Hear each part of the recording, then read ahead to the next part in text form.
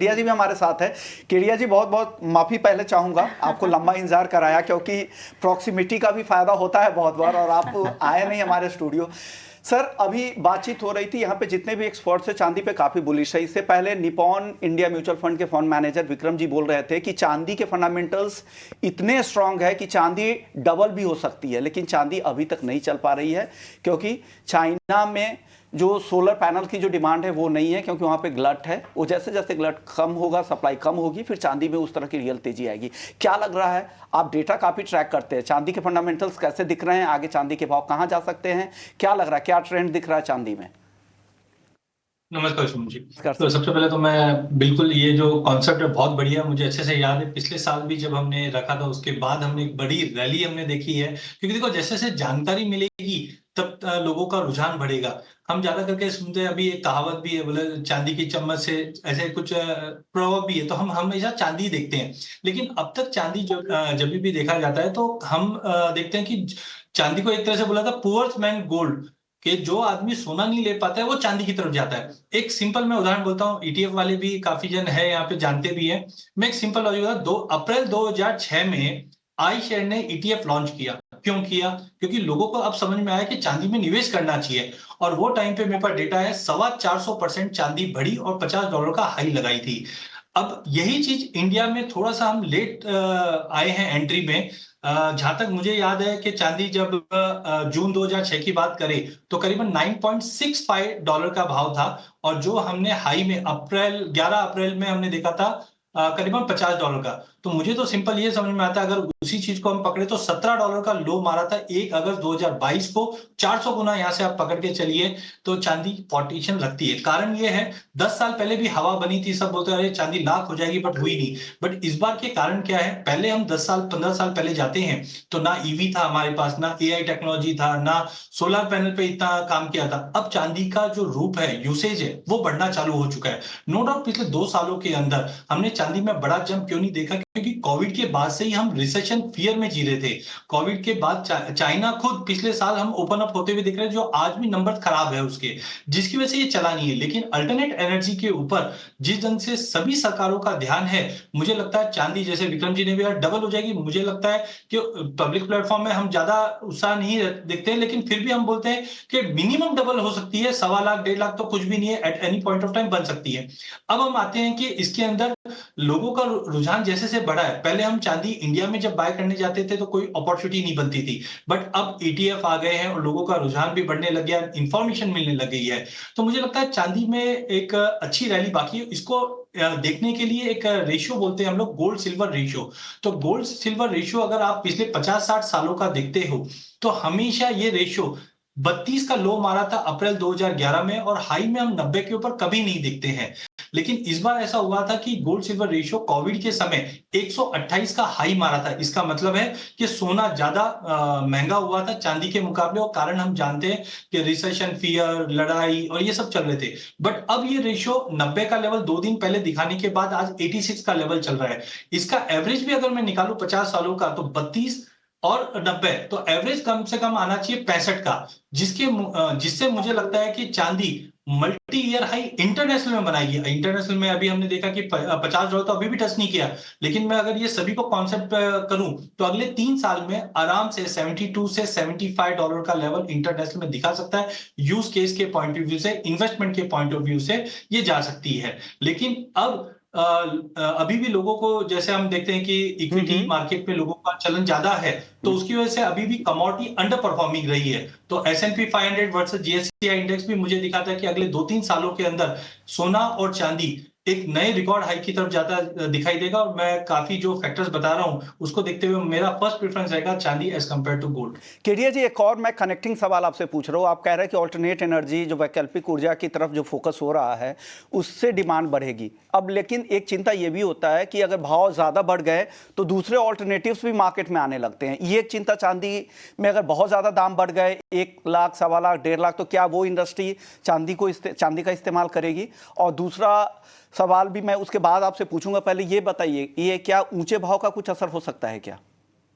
नहीं, बिल्कुल होता है और कमोडिटी में तो बिल्कुल होता है। मैं उदाहरण के तौर पे बोलता हूँ, मार्च 2020 में कॉपर का भाव 320 हुआ करता था और अचानक से हमने देखा जब कोविड की कंसर्न्स हुए उसके बाद कॉपर हमने अभी 900 का भाव देखा। क्या हुआ? आज आपके जो एसी है उसके अंदर जो कॉइल पहले कॉपर की हुआ करती थी एल्यूमीनियम पे शिफ्ट हो गई। तो बिल्कुल ये चीज़ तो होती है। प्लैटिनम है, 2008 के अंदर प्लैटिनम $2200 हुआ करता था और सोना था $850-700 और आज वो रिवर्स हो गया। तो ये पॉसिबिलिटी है। बट आप ये देखिए 10 सालों में जो टेक्नोलॉजी शिफ्ट हुई है, यूसेज और ज्यादा बढ़ती जा रही है और कंजम्पशन बढ़ती जा रहा है, तो वो एक थ्रेट जरूर है। बट चांदी का जो यूसेज है अलग अलग इंडस्ट्री में, इन्वेस्टमेंट में किसी ने नहीं सोचा था इंडिया में घरों में चांदी एज ए इन्वेस्टमेंट आता था। बट अब हम ज्यादा करके मैं बोलता भी हूँ कि इंडिया में हम लोग गोल्ड और सिल्वर बाय नहीं करते, हम लोग कंज्यूम कर लेते। तो ये कंज्यूम की क्षमता है वो धीरे धीरे बढ़ती जा रही है। तो एक थ्रेट जरूर है कि अल्टरनेट में आ जाएगा, बट जो यूज केस है वो day by day, year by year बढ़ते जा रहा है। तो आई थिंक इमीडिएट ऐसा कोई थ्रेट दिख रहा नहीं है। मुझे लगता है कि अगर 3-4 साल का व्यू लेके चले तो आराम से $75 का लेवल भी इंटरनेशनल में हम देख पाएंगे। कंपटीशन आपको देखने को मिलते होंगे सिल्वर ईटीएफ को लेकर भी। एक तो पहला गोल्ड ईटीएफ ही है, दूसरा इक्विटी के भी बहुत सारे ईटीएफ आ रहे हैं। क्रिप्टो का जिस तरह से तेजी से ग्रो हो रहा है और यंगस्टर जेंजी वगैरह का में की जो दिलचस्पी है क्रिप्टो को लेकर, तो अगले 3 से 5 सालों में क्या लग रहा है, किस तरह के आउटलुक आप देख रहे हैं सिल्वर ईटीएफ के लिए? पहले तो अच्छी बात है कि अभी तक बिटकॉइन ईटीएफ इंडिया में आया नहीं है। नहीं तो फिर हम लोग शायद उसकी बात कर रहे होते from investment point of view. लेकिन सिल्वर में अब हम लोगों ने तेज़ी देखना शुरू की है। बेसिकली हर एसेट क्लास में इन्वेस्टर टिपिकली तभी आता है जब रिटर्न्स दिखने लग जाते हैं, जो कि सिल्वर ने 1-2 साल में दिखाए हैं। जबकि हम चाहते हैं, जैसे चिंतन ने बोला, कि रिटर्न्स आने के पहले निवेश करना चाहिए। तो सिल्वर में जैसे मैं बोला, एक दिन में अराउंड 40 करोड़ की ट्रेडिंग हो रही है। इस साल काफ़ी इन्फ्लो देखने को मिला, ऑलमोस्ट 5,000 करोड़ के आसपास का इन्फ्लो हम लोगों ने इस साल ही देखा हुआ है। बट एक चीज़ ये भी ध्यान में रखने की ज़रूरत है कि गोल्ड और सिल्वर बहुत ही डिफरेंट है, राइट। हम लोग को सेम टाइम पे बात कर रहे हैं लेकिन बहुत डिफरेंट टाइप से दोनों बिहेव करते हैं। Gold is more of a safe haven asset, उसके जो रीजंस है मूव करने के वो डिफरेंट है। सिल्वर एक इंडस्ट्रियल एप्लीकेशन की बारे में हम चर्चा कर रहे हैं, तो उसका जो impact because of China, because of US में इकनॉमी एंड मैन्युफैक्चरिंग कैसे बिहेव करी, उन सब पे भी डिपेंड करता है, राइट। हम तेज़ी की बात कर रहे हैं लेकिन इस समय ईवी इंडस्ट्री में थोड़ी सी मंदी आई हुई है, चाइना में भी और यूएस में भी। सो इन सब चीज़ों का हमें ध्यान रखना ज़रूरी है। काफ़ी वॉलेटाइल कमोडिटी है कंपेयर टू गोल्ड। अगले 3-5 साल में हमारा रुझान काफ़ी पॉजिटिव है that silver ETF will do well. Investor inflows भी आएंगे, मल्टी एसेट फंड्स में भी अब लोग सिल्वर का एक्सपोजर लेने लग गए हैं, तो एक वो भी ज़रिया है सिल्वर ईटीएफ के यूएम ग्रो करने का। लेकिन जो भी निवेशक है, अभी ऑलरेडी हमने सिल्वर में काफ़ी तेज़ी दिखी हुई है, तो थोड़ा सा वॉलेटिलिटी को ध्यान में रख करके इन्वेस्ट करना चाहिए। We are positive on silver. Application बहुत सारे हैं, सोलार, ईवी, सेमीकंडक्टर, सब जगह एप्लीकेशन दिखाई दे रहे हैं। ये सब उभरती हुई इंडस्ट्रीज़ हैं। लेकिन साथ ही साथ चाइना कैसे रिकवर करता है उसके ऊपर भी काफ़ी डिपेंड करेगा कि सिल्वर हमें आगे 1-2 साल में क्या क्या रिटर्न्स देके जाता है। तो इसी पर चिंतन मुझे आपसे समझना है, क्योंकि अब आपके पास विकल्प देखिए हो गए हैं, चांदी में भी निवेश करने के, ETF के जरिए कीजिए या अगर मैफ जैसे किसी फंड के जरिए कीजिए। हालांकि मैफ जैसे फंड में भी हम देख रहे हैं कि सोने चांदी का जो एक्सपोजर है पोर्टफोलियो में काफ़ी सीमित रहता है। अब ऐसे में अगर किसी को इन कमोडिटीज़ में इंटरेस्ट है तो क्या ETF के जरिए निवेश करने में समझदारी होगी या एक मैफ के जरिए या दोनों के जरिए किया जा सकता है? क्योंकि ओवरऑल निवेश के लिहाज से, पोर्टफोलियो प्लानिंग के लिहाज से देखा जाए तो आपको अपने एक्सपोजर को भी ध्यान में रखना होगा। जोखिम तो हर हालत में आपको देखभाल कर ही लेना चाहिए। बिल्कुल Kavita ji, basically asset allocation जो हम कहते हैं, हाँ, वो हर मर्ज की दवा है। आपको एसेट एलोकेशन के ऊपर ध्यान रखना चाहिए। आमतौर पर हम कहते थे 10% सोना और चांदी में निवेश होना चाहिए। आज हमने बढ़ाकर 15% कर दिया, क्योंकि सोने और चांदी की तरफ रुझाव बढ़ रहा है और लोगों का इक्विटी की तरफ जो रुख था उसके कारण इक्विटी मार्केट्स पिछले 4 सालों से इतना अच्छा चल चुका है कि थोड़ा इक्विटी मार्केट से अगर आप सिल्वर और गोल्ड की तरफ निवेश करते हो, स्पेसिफिकली गोल्ड की तरफ और सिल्वर की तरफ, तो आपको उसका डाइवर्सिफिकेशन बेनिफिट मिल जाता है।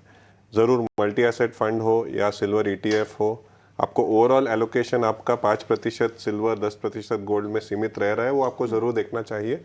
क्योंकि इक्विटी एक कंपोनेंट रहेगा जो आपका 50 से 60% इक्विटी का रहेगा, 10 से 20% आपके पास debt, real estate, assets, invests वगैरह, और 10 से 15% गोल्ड, सिल्वर। ये एक आमतौर पर एक कॉम्बिनेशन है जहाँ पर आपको लंबी अवधि में वेल्थ क्रिएशन का मौका मिलता है। आज अगर हम देखें तो सिल्वर और गोल्ड एक 11 या 12 साल के अपने कंसोलिडेशन से बाहर आ रहे हैं। 2011 में जैसे बात की, सिल्वर के अंतर्राष्ट्रीय बाजार में दाम थे $50 के आसपास, सोने के दाम थे $1800-1900, जो आज अभी रिकवर हो रहे हैं 11-12 साल बाद। तो इक्विटी मार्केट्स ने 11 या 12 सालों में 2 से 3 गुना 4 गुना रिटर्न यूएस में भी दिए हैं, यहाँ पर भी भारत में भी अच्छे हुए, जबकि सोना और चांदी वो 12 साल के कंसोलिडेशन से बाहर आ रहे हैं। और मुद्रास्फीति की दर जब बढ़ती है तब सोना चांदी और कमोडिटीज में एक तेजी देखी जाती है। और आज बाजार का ऐसा रुख बन रहा है कि अमेरिका हो या चाइना हो, दोनों को इन्फ्लेशनरी स्पाइरल लाना पड़ेगा अपनी इकोनॉमी को बाहर लाने के लिए, जो आज तकलीफ में है। तो उसके कारण हमें लगता है कि सिल्वर और गोल्ड दोनों आपके पोर्टफोलियो में होना चाहिए। मल्टी एसेट फंड एक बड़ा 40 से 50% मल्टी एसेट और बैलेंस एडवांटेज फंड आपके पोर्टफोलियो की हिस्सेदारी जरूर होनी चाहिए, वो तो गिवन है। उसी के साथ साथ आज टैक्टिकली आप डायरेक्ट इन्वेस्टमेंट सिल्वर ईटीएफ और गोल्ड में करते हैं ईटीएफ में, तो एक अच्छा जरिया रहेगा आपको, जो अगले 3-4 साल में जो भी तेजी देखने को मिलेगी वो पार्टिसिपेट करने का। तो मेरे ख्याल से ये सवाल बहुत चर्चा में आ चुका है कई बार, लेकिन फिर भी मैं पूछना चाहूंगी, रिस्क तो देखिए कीमतों का है, जो वॉलिटिलिटी हमें देखने को मिल रही है चांदी में, तो इसके लिए भी मैं ईटीएफ क्यों लूँ सोने और चांदी का? मेरे पास और भी तो जरिए हैं डायरेक्टली पैसे लगाने के, तो ईटीएफ खरीद कर मेरा जोखिम तो कम होगा नहीं, क्योंकि कीमतों के आधार पर ही मुझे कमाई होगी, तो क्यों लूँ?